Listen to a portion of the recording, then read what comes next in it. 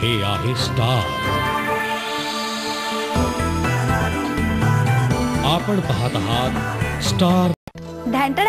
हाय उमेश आणि गिरीश कुलकर्णी यांचा सिनेमा म्हटलं की काहीतरी वेगळं आणि हटके पाहायला मिळणार याची खात्रीच असते.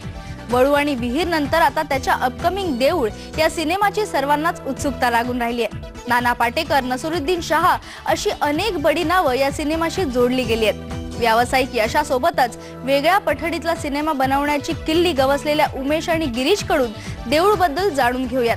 त्याच्याशी खास बातचीत केली आहे आमचे प्रतिनिधी अमित भंडारीने. वळू, विहीर असे मराठी सिनेमाच्या खऱ्या अर्थाने जीर्णोद्धार करणारे जे सिनेमे आले त्यानंतर आता ते देऊळ बांधायला घेतात. तर ते देवळाचा कळसही आता चढतोय खऱ्या अर्थाने. तुम्हा सगळ्यांचं स्टार माझामध्ये स्वागत. म्हणजे उमेश, गिरीश आणि अमित तुमचंही, की ह्या सगळ्यामागे मुळात मूळ थॉट आणि त्याचं ट्रॅव्हलिंग आता तुमचं सगळं झालं. कारण डेस्टिनेशनपर्यंत जाण्यासाठीची जी जर्नी आहे ती खरंच तुम्ही एन्जॉय करता. तर त्याबद्दल तुम्ही सांगा अशी माझी इच्छा. वळू आणि विहीर तयार करताना बराच प्रवास घडला. खूप माणसं भेटली, वेगवेगळ्या लोकेशन्सवर जाणं झालं, मुक्काम करणं झालं, लोकांच्या घरात राहणं, खाणं पिणं आणि एक खूप संचित जमा झालं. आणि त्या अनुभवामधनं सातत्याने निरीक्षण करायचा स्वभाव आहे, खोड आहे, माणसांना उगाच बळच थांबून त्यांच्याशी बोलण्याची सवय आहे. यातनं काहीतरी जमा होत राहतं आणि ते जमा होत असताना त्याच्यावरचं कुठेतरी शांत परत पुण्याकडे येत असताना काहीतरी एक संकलन होतं. मग काहीतरी एक विचार येतो. मग असं वाटतं हे बोललं पाहिजे, हे सांगितलं पाहिजे. मग त्याच्या 1-2-4 ओळी रचून उमेशशी बोलल्या जातात. मग त्याला ते पटतं, मग तो काहीतरी वरती बोलतो आणि असं काहीतरी एक आकाराला येतं. तद्वत या देऊळची संकल्पना पण अशीच त्या अनुभवामधून आलेली आहे. देऊळ ह्या सगळ्या म्हणजे कारण बघितल्यावर आपल्याला कायम वाटत राहतं त्यातला एक धार्मिक टोन आहे, त्याला असलेला श्रद्धेचा एक विषय आणि या सगळ्यांमध्ये बदलतं आयुष्य आणि बदलत्या घडामोडी याच्यावर तू कसा प्रकाश सोडता? एक आत्ता आपण एका संक्रमणाच्या अवस्थेमध्ये आहोत. सतत काही काही नवीन गोष्टी, बदलणाऱ्या गोष्टी आपल्या समोर येत आहेत. त्यांना आपण कसं सामोरं जायचं याच्यामधला त्याचा विचार चालू आहे. त्याचबरोबर शेती आणि शेती अनुषंगिक ज्या काही गोष्टी होत्या त्या आता शिकलेल्या मुलांना, गावातल्या मुलांना कराव्याशा वाटत नाही आहेत. आणि त्याचबरोबर TV आणि इतर ब्रँड्स यांचं एक मोठ्या प्रमाणामध्ये गावांमध्ये आणि खेड्यांमध्ये एक त्याचा ते रिच आउट होत आहेत. त्याच्यातून एक वेगळ्या पद्धतीची ॲस्पिरेशन्स सगळी तयार होत आहेत. आणि या ॲस्पिरेशन्स आणि आत्ताची असलेली एका बाजूला शेतकऱ्यांच्या आत्महत्या आणि पाऊस आणि या सगळ्याचा एक अत्यंत न सांगता येणारं असं त्याचं चित्र, याच्यामध्ये कुठेतरी ही सगळी तरुण मंडळी जी गिरीश म्हणला त्या काळामध्ये आम्हाला भेटत होती. आणि त्यांचा जो टर्मॉईल होता एक प्रकारचा, तर तो टर्मॉईल कुठेतरी या चित्रपटाचा विषय तयार होऊन गेला आहे. पण त्याचबरोबर हा गावातल्या तरुणांचा विषय एवढाच फक्त नाही आहे, तर हे संक्रमण जे आहे ते एका वेगळ्या पद्धतीने शहरांमध्येही चालू आहे. आणि जे बदल आत्ता मी अनुभवतो आहे तर ते बदल सुद्धा मी कशा पद्धतीने समजून घेता येऊ शकतील याचा सुद्धा देऊळमध्ये एक शोध आहे.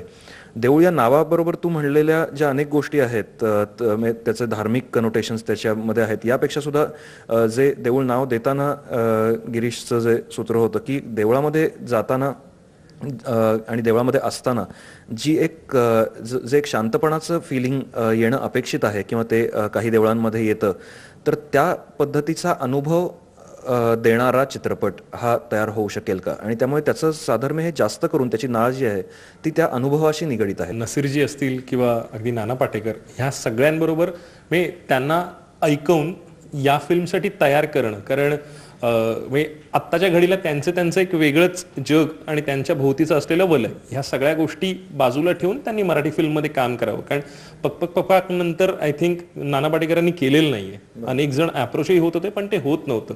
अशी काय गुरुकिल्ली आहे की त्याची गुरुकिल्ली म्हणजे या चित्रपटाचा हिरो, ते म्हणजे या चित्रपटाचं स्क्रिप्ट. गिरीशने ते ज्या पद्धतीने लिहिलं आहे ते कुठल्याही कलाकाराला वाचून दाखवलं असतं तर कोणीही त्याला नाही म्हणू शकलं नसतं. अशा पद्धतीचं स्क्रिप्ट त्यांनी लिहिलं आहे. आम्ही नानांना ते वाचून दाखवलं आणि त्यांना स्क्रिप्ट खूप आवडलं आणि ते म्हणले की मग तरी आम्ही काम करतच होतो. मग आम्ही दुसरा ड्राफ्ट केला आणि मग तिसरा ड्राफ्ट केला आणि मग तो फायनल ड्राफ्ट आम्ही त्यांना जेव्हा वाचून दाखवला तेव्हा त्यांना तो खूप आवडला आणि ते म्हणले की मी या स्क्रिप्ट स्क्रिप्ट फार चांगलं आहे आणि मी या सिनेमात काम करतो आहे. नसीरजी हे वळूच्या 100व्या दिवशी आले होते सगळ्या कलाकारांचं आणि सगळ्या क्रूचं फेलिसिटेशन करण्यासाठी, आणि त्यावेळेला ते मला म्हणले होते की मी तुझ्या मराठी सिनेमात काम करीन असं. आणि सुदैवाने या स्क्रिप्ट लिहित असताना एक रोल असा तयार झाला की जो लिहिता लिहिताच आम्हाला असं कोणीतरी हवं होतं की जे अजिबात म्हणजे कोणी one cannot think of any actor जो आपल्या माहितीचे आहेत त्यांच्यामध्ये. आणि त्यावेळेला नसीरजींचं नाव समोर आलं आणि त्यांना विषय सांगितल्यानंतरच म्हणले की मी काम करतो आहे या चित्रपटामध्ये. अभिजित, एकतर IT सेक्टरमध्ये असताना म्हणजे सेल्युलॉइडचं भान आणि वेळ कुठून आला आणि देऊळसारखी, कारण कमर्शियल आस्पेक्ट आणि अँगल असा ह्यामध्ये वेगळ्या प्रकारचा आहे, पण तरीही तुमच्या लेखी तो कसा आहे? तर हे करताना मला याच्यातला एक जो ॲस्पेक्ट वाटला की टाईमलाईन्स किंवा बजेट आणि प्लॅनिंग याचा इथे प्रामुख्याने याच्यात गोष्टी होत नाहीत. सेल्युलाइड जसं तुम्ही म्हणाला तसं, बरं सॉफ्टवेअर इंडस्ट्रीमध्ये विदाऊट बजेट आणि प्लॅनिंग तर आम्ही काम पण करत नाही. तर हा जो एक कल्चरल डिफरन्स होता तो तर नक्कीच त्याच्यात आहे आणि तो मला जाणवला आणि त्यातनं मी शिकत गेलो पुढे, कारण शेवटी प्रत्येक वेळेला स्क्रॅचेस ऑन द बॅक असेल तरच माणूस पुढे जाऊ शकतो. मला असं टिपिकल मराठी लँग्वेजमध्ये आपण पिक्चर करतो आहोत म्हणजे मग कुठला तरी पश्चिम महाराष्ट्रातलाच पिक्चर पाहिजे असं काही नव्हतं. मला असं होतं की त्याची लँग्वेज कुठली का असेना, पण पिक्चरचा रिच हा नॅशनल लेवलला गेला पाहिजे आणि तो नॅशनल लेवलला नेणारा पिच हे फक्त नॅशनल ॲक्टर्स करू शकतात. कधी कधी बऱ्याचशा गोष्टी अशा जमून येतात, तशा त्या झाल्या आणि ह्या झाल्यानंतर टीमवर्कनी छान सगळ्यांना प्रोत्साहन आलं आणि मस्तपैकी आम्ही शूटिंग कंप्लीट केलं. मला असं विचारायचं की मी वळू आणि विहीरमध्ये गाणंही नव्हतं आणि इथे एकदम आयटम सॉन्ग. हो, एकदम नुसतं गाणं कशाला. आयटम सॉन्ग चित्रपटामध्ये आहे. चित्रपटामध्ये 3 गाणी आहेत. हे करायचं नाही, ते करायचं नाही असं कुठलीही बंधनं स्वतःला घालून घेतली नाही पाहिजेत. एक कलाकार म्हणून वेगवेगळ्या गोष्टी ट्रायआउट कराव्याशा वाटतात, वेगवेगळ्या गोष्टींचा अनुभव घ्यावा असा वाटतो आणि तसं आम्हाला ही गाणी करण्याची इच्छा होती. पण ते एवढंच नव्हतं. स्क्रिप्ट लिहित असताना आपसूकपणेच त्याच्यामध्ये गाण्यांची गरज निर्माण झाली, कारण काही कथानकाचा भाग हा गाण्या व्यतिरिक्त दुसऱ्या कुठल्याही पद्धतीने पुढे नेता येणार नाही असं जेव्हा वाटलं तेव्हा ती अपरिहार्यता त्याची जाणवायला लागली आणि त्याच्यातून या गाण्यांचा एक प्रकारे त्याच्या असण्याचा जन्म झाला. प्रत्येक गोष्टी खूप बदलत आहेत. म्हणजे गावं जी आपल्या मनातली गावाची इमेज आहे ती इमेज बदलती आहे आणि वेगळं अस्तित्व गावाचं आत्ता जाणवत आहे. गाव कुठलं, शहर कुठलं हे लक्षात येत नाहीये. तर या सगळ्या प्रश्नां मनामध्ये ठेवूनच हे आयटम सॉन्गचं एकतर त्याच्यामध्ये योजना झालेली आहे. याच्याबरोबर स्वानंदबरोबर जेव्हा गाणं लिहित होतो त्यावेळेला हे याच्यातले शब्द अत्यंत महत्त्वाचे आहेत हे स्वानंद लिहित असल्यामुळे अर्थातच ते नक्की होतं. पण ते लिहित असतानाची प्रोसेस ही खूप आम्हाला तिघांनाही खूप एन्जॉय करता आली आणि त्यांनी खूप चांगलं गाणं लिहिलेलं आहे आणि ते आयटम सॉन्ग म्हणण्यापेक्षा त्याला आम्ही वेलकम सॉन्ग असं म्हणतो आहोत सध्या. तुझं काहीतरी असं स्वतःसाठी एक वेगळं असं राखून ठेवणं असतं, म्हणजे हा जो तुझ्यातला लेखक आहे तो थोडासा स्वार्थी आहे. अर्थात स्वार्थी आहेच, म्हणजे त्याला काही इलाज नाही, पण ते आपसुक होतं खरं तर. पण तरी सुद्धा मी अत्यंत विनम्रतेने थोडंसं असं खाली मान घालून उमेशला विचारतो की बाबा रे मला कास्ट करणार आहेस का बघ, म्हणजे असं काही बळजबरी नाही. तो विचारा हो असं तो हो म्हणतो. दिग्दर्शकाचा तो निर्णय असतो की कोणाला काय भूमिका द्यावी वगैरे. पण हा फायदा मला अभिनय करताना होतो की मी लिहिलेलं असल्यामुळे मला सगळं त्याचं पूर्ण माहिती असल्यामुळे जडणघडण आणि त्याची उत्पत्ती म्हणजे कशामुळे झालंय त्याचा कार्यकारण भाव हे सगळं माहिती असल्यामुळे नट म्हणून मला फार वेगळं काही त्रास सायास पडत नाहीत आणि सहज त्याच्यामध्ये जाता येतं. हा मला एक नक्कीच फायदा मिळतो, तो मी घेतो. मला थोडासा असं विचारायचं की ह्यामध्ये उमेश आणि गिरीश थोडेसे बदलले आहेत का देऊळच्या निमित्ताने? कारण business commercial point of view, तो अँगल आणि आपली कॉन्सेप्ट ह्या सगळ्याचा एक वेगळं गणित बसवण्याचा त्यांनी केलेला विचार थोडासा आता बदलतोय असा आहे का? ती संक्रमणावस्था जी आहे ती याच्याशी निगडीत आहे का? नाही, असा वेगळा त्यामुळे काही गणित आम्ही कुठलीच गणितं मांडत नाही आणि गणित हा विषय सोडून बरेच वर्ष झालेले आहेत.